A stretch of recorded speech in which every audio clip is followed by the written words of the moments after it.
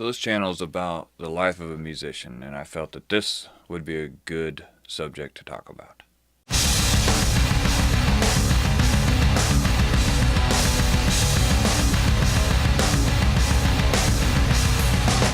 I've been working pretty hard on writing the new album, or the third Stenosis album, for the last 2 or 3 months now. The process, time kind of, that's a hair tie. Time kind of gets lost whenever you're working on an album. It's a process that is rewarding. Whenever you listen to the songs and you think, wow, this is something I'm proud of. This is something that sounds good. It's rewarding, but it can also be extremely daunting and extremely depressing too. A week and a half ago to about 2 weeks ago, I'll back up a little more. About 4 to 3 weeks ago, writing was going great.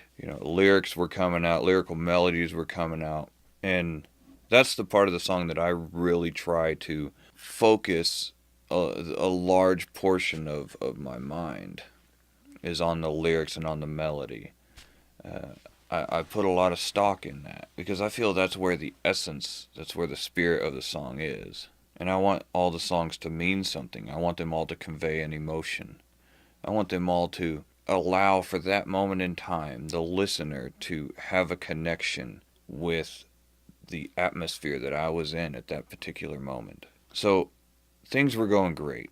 Things were awesome. I was listening to the tracks, I was recording vocals and going back through them, and I was thinking, man, I'm really happy with this. And then it was like, I don't want to say it was like hitting a wall. It was more like falling off a cliff. I came into the studio and I was sitting down and I was trying to hash out some lyrical melodies, and I was writing some lyrics, and it was just, the puzzle pieces were not coming together at all. And for me, being a person, my mind is constantly a creative mind. I'm not a musician because I want to be rich and famous and have all the attention. My mind is naturally creative. I appreciate music. I appreciate art. And whenever that moment came where I was sitting down and I was trying to write lyrics and I was trying to write melodies, and there was just, everything sounded wrong. Everything felt wrong.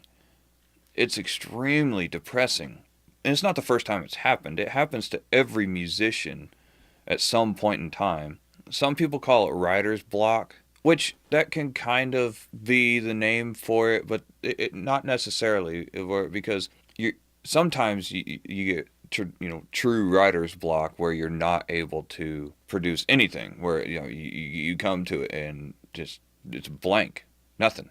That's writer's block, and that's also irritating. But then you get what I'm talking about, where you're able to create something and it feels wrong. It doesn't sound good to you. It doesn't hit you. It doesn't strike you. The words aren't coming through the speakers right, and the sound of the microphone is wrong, and you don't understand because it all sounded just fine, a few days ago. And I think it's important for one to realize that it's merely what's inside you that's causing this issue. It's not the microphone. It's not the preamp. It's not the compressor. It's what's inside you. And creativity is no different than a well, a water well. If you draw from it and draw from it and draw from it in heavy amounts, then the well can run dry because you're pulling out of it significantly more than what is going in. And I've had people ask me, well, where do the songs come from? Where does the inspiration for your lyrics, or how do you get the lyrical ideas, or how do you get the melodies? Where does all this come from? And that's an impossible question to answer because an artist really doesn't know. The songs crawl out of some space somewhere, and they just happen to come through my mind and through what I'm creating at the moment. Whenever I'm writing lyrics, I'm listening to the song. I don't write lyrics and then write music and then marry the two together. The song, the instruments have to set up the foundation for what the song wants to say. And all the songs are based upon personal experiences. I'm not saying that I write songs because, based off of something that I haven't gone through. But whenever you go to write a song, it's extremely hard to actually just write down your past or your experiences, because there's this sort of barrier between how you feel inside to what you want to express on the outside. So whenever I'm listening to a song and I'm trying to write lyrics, that's what I'm doing. I'm trying to bypass that barrier, because I'm allowing the song to just pull these things out of my head in so many words. Things that I'm not necessarily consciously thinking of. And the music stems those thoughts, stems those words to come forward. It's just this invisible conduit, so to speak. But it was really depressing for that week and a half, where I couldn't create something that sounded right. I couldn't create something that flowed with what I wanted to feel and what I wanted to say. I knew that it would pass, because I've had it before. I've experienced it before. And it's a normal thing to experience. A person cannot be creative 100% of the time. Or, I guess another way of putting it is, a person cannot be genuinely creative 100% of the time. Sure, I could create lyrics, I could create melodies and put them in a song, but it wouldn't be right. So, I guess in that sense, there's two places of creativity. One is general creativity, and one's genuine creativity. That's a good way of putting it. Yeah, general creativity and genuine creativity. And it's a struggle. During those times, like during that week, a week and a half, I was a fairly bleak person to be around, because I don't like not feeling creative. I don't like not feeling inspired about something. And to say it's depressing, I mean, that's accurate, but it's also where you have this feeling of you don't feel good enough, in a way, I guess. You don't feel like you deserve to continue writing that art. You don't deserve to make the music, because you can't step up to the plate. You can't accomplish the task at hand. But whenever you're going through this, just know to give it some time. Even though time is the enemy, time is also the necessity. I really don't like time, because time doesn't care. Everything is a slave to time. But, in situations where, if you're writing something and it's not coming out, you gotta give it time. And sure enough, I spent, I don't even know, probably 3 or 4 days not even coming in this room. There was a couple days where I really didn't listen to music all that much. And to those who know me know that's crazy. I'm listening to music every day, all day, regardless. If I'm outside and I want to do, if I want to work outside, if I want to mow the lawn or something, rock star life, mow the lawn, then I put in my Bluetooth earbuds, which I have some really cool Bluetooth earbuds. They're like stage monitors, so they're really nice. They don't go falling out of your ear all the time. But I put those on, and I just put on Pandora and just listen to music with whatever I'm doing. Or if I'm in my studio, then I'm either listening to music while I'm working on something else, or I'm writing music. Music is the central part of my everyday. It's the central part of my life.